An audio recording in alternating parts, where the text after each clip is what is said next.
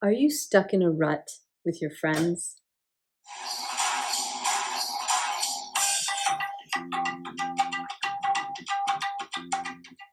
Hi there, and welcome back to Ask Dr. Syra, the show where I answer your questions about personal growth, mental health, and relationships.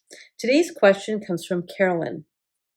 Carolyn says, I've been burned by friends in the past because people seem to use me and drop me. How do I change this pattern? I've been burned by friends in the past because people seem to use me and drop me. How do I change this pattern? I can really relate to this question in my own personal life and also with clients that I've worked with, where you feel like it's kind of out of the blue, a friendship changes and you don't really know what changed, but you feel kind of used after the friendship's over. There's three things that that I've learned and that I teach around this particular piece. So the first is around a concept called discernment. The second is the child mind, and then the third is unconscious choices. Okay, so discernment, the child mind, and unconscious choices. Let's start with discernment. Many of us who are caring, trusting, loving, open, warm in our personalities tend to assume that other people are the same way, right?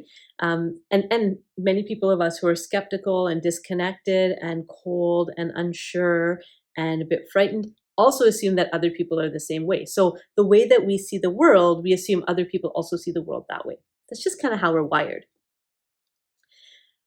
For people like you and me and others that are watching this who can relate, discernment is such an important skill to get right. So, discernment is about looking at the situation and being able to take off those rose colored glasses, right? That wow, life is amazing. To take those off for a moment and really tune in to, is this person right for me? And what that requires is for you to start developing a really strong sense of your intuition, okay, and your inner guidance.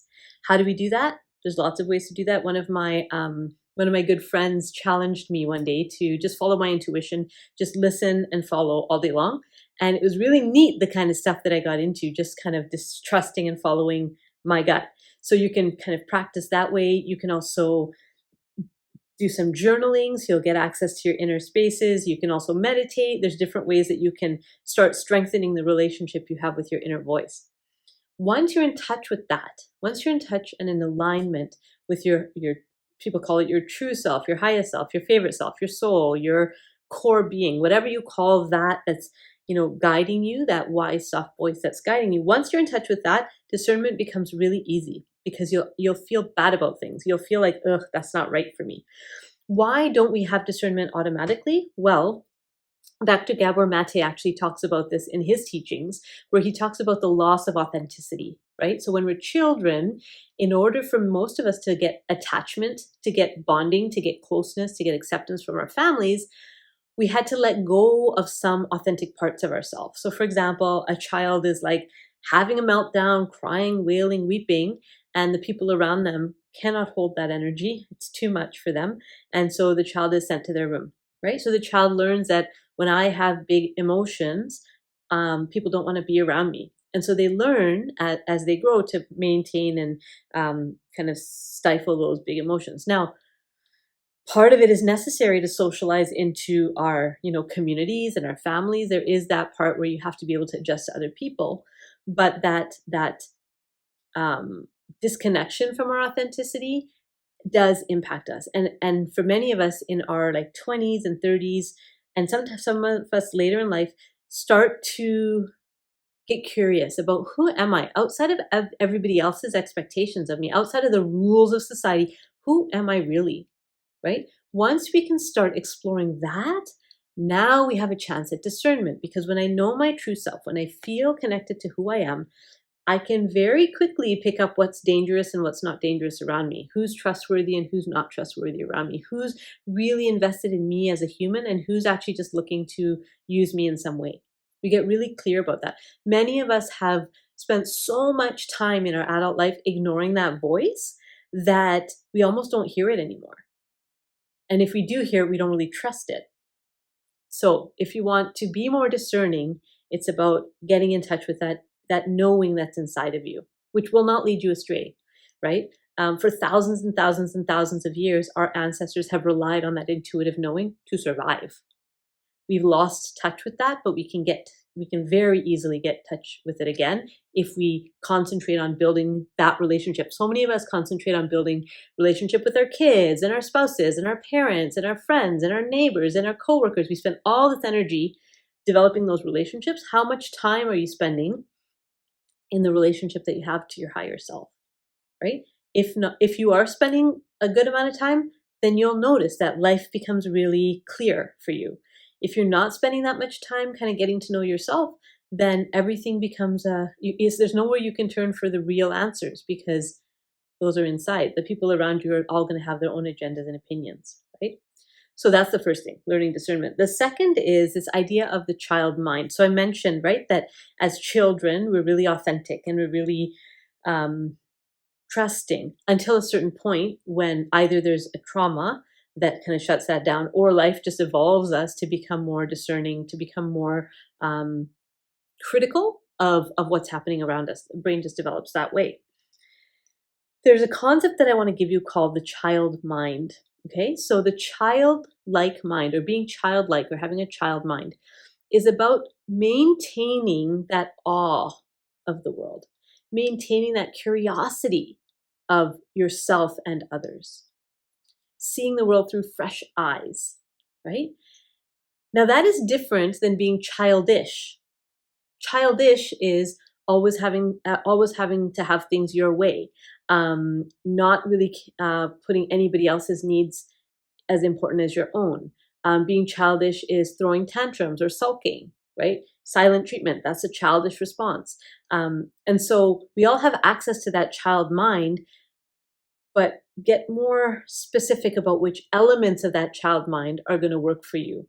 And that will translate then into your friendships. I know that I've talked to so many people who like adult children, like grown people who have parents, so adult children, I guess, and they say they still treat me like a child. And at some point in our therapy, we have to come to the question of, well, where might you be acting like a child, right? And not that like wonder and curiosity and wowness, but the depending on them, not doing things for yourself, being a bit, demanding and whiny and all of that. So that's the second thing, is that if you're in touch with the child mind, the elements of the child mind that I mentioned, it'll be clear to you who's a friend and who's not a friend, right? The children who do the best are the ones who can intuitively know where they're welcome and where they're not welcome. And they don't try to include themselves in places they're not welcome. So we want to get back in touch with that knowing. Where am I welcome and where am I not really that welcome? The third one, and this is a bit deeper, so kind of stay with me on this one if you can. The third one is about our unconscious familiarity to what we know inside our bodies. Unconscious familiarity to what's happening inside our bodies. What do I mean by that? Okay. Your body is kind of sending certain chemical messages all day long. Your brain is sending messages to your body all day long. Your brain sending messages to your gut. Your body sending messages, like it's happening all day long. There's a communication that happens internally. For some of us, that communication is based in survival brain. Okay, and so there's a lot of tension and a lot of angst in our inner world. The weird thing is, we actually get used to that, and we start feeling like that's normal. And if we're feeling okay, start wondering if something's going to go wrong. And so sometimes unconsciously, we might find ourselves creating situations in which we're feeling pain, emotional pain. Okay, so the reason I bring that up is you said that it's a pattern, right? How do I change this pattern? So you are doing this thing over and over and over again. So what that tells me is that there's some part of you that's got a bit comfortable with friends that are opportunists or taking advantage of you. There's a part of you that knows that. Now, why would anybody ever do that? That doesn't make any sense, right? Of course, nobody would do that consciously. This is about the body chemistry and just without even knowing, going into situations that are going to recreate that body chemistry. Can you imagine? There's a way out though. There's a way out. The way out is to give yourself opportunities to have a completely different body chemistry. So to do things that are fun, do things that fill your tank, do things that are enjoyable to you, that make you feel something different than emotional pain, and do those things more often and more regularly. So you're giving your body a chance to get away from those stressor chemicals and hormones in the body and have something else happening in the body. So it becomes more okay to feel good. It's okay to be okay. It's okay to feel good. But for those of us who have been chronically stressed, we don't feel like it's okay to feel good. And so I'm wondering whether this pattern is something about you're actually recreating stress in yourself because you're familiar with that.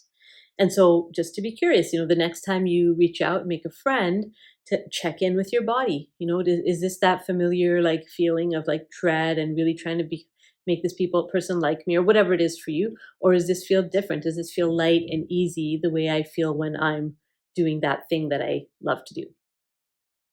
Okay, so one of the ways we get in touch with our unconscious is through the body. And so that would be my third piece around that.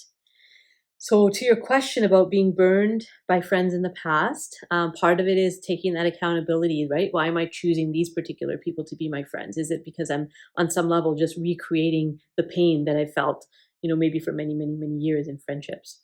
And I can change that. I can always change that. And if you're looking to change that in a deep and profound way, you can reach out to a professional who can help you with that, like a coach or a therapist, or go to a personal development workshop, or kind of doing that in a more formalized way. You can also do that internally on your own through journaling, through, pondering and thinking, through talking it through with friends about, what's happening here and how do I make some of these changes. So those are my thoughts: discernment, the child mind, and that unconscious choice of pain. If you have other questions that you would like me to answer in a future video, send me an email. The email address is at the end of this video, and like and subscribe. See you next time.